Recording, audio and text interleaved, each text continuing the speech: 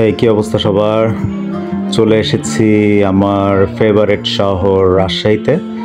So রাজশাহীতে খুব দারুণ একটা খাবারের ইনফরমেশন আপনাদের দেব।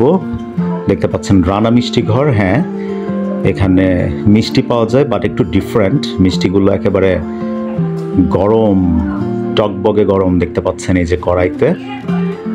সো এটা রাজশাহী সিএনবির মোড় একটা জায়গা আছে, এখানে আসলে আপনারা পেয়ে যাবেন। দেখতে পাচ্ছেন এখানে কড়াইতে মিষ্টিগুলো একদম গরম।